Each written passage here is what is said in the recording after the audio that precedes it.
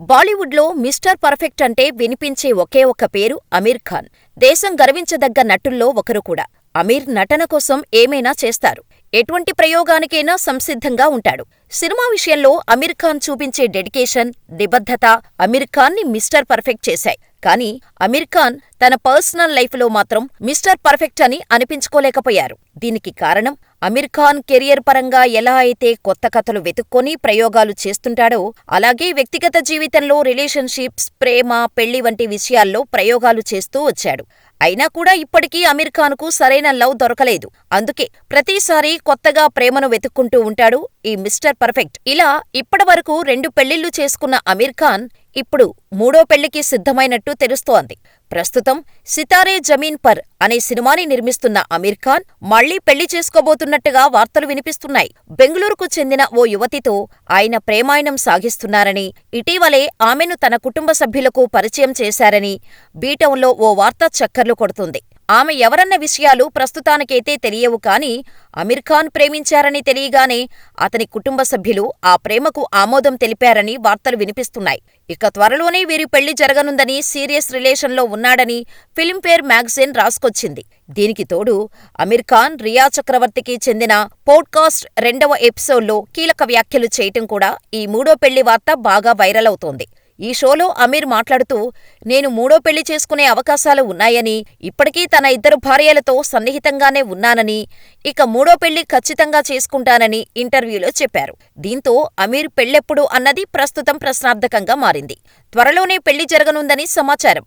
పెళ్లి డేటును మరికొద్ది రోజుల్లో అనౌన్స్ చేసే అవకాశాలు ఉన్నాయి. అయితే అమీర్ ఖాన్ సినీ ఇండస్ట్రీకి చెందిన ఓ వ్యక్తితో రిలేషన్లో ఉన్నాడా, లేక సినిమాలకు సంబంధం లేని వ్యక్తితో ప్రేమలో ఉన్నాడా అనేది త్వరలోనే తేలిపోనుంది.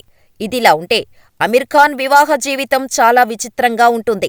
అమీర్ ఖాన్ మొదటిసారిగా రీనా దత్తతో ప్రేమలో పడి 1986లో పెళ్లి చేసుకున్నాడు.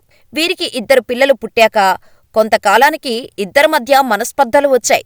దీంతో 16 ఏళ్లపాటు కలిసున్న వీరు 2002లో విడిపోయారు. ఆ తర్వాత లగాన్ సినిమా షూటింగులో కిరణ్ రావు పరిచయమైంది.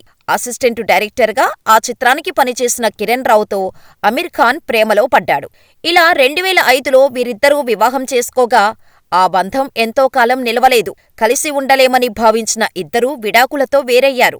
2021లో 15 ఏళ్ల వివాహ బంధానికి స్వస్తి పలుకుతూ విడాకులు తీసుకున్నారు.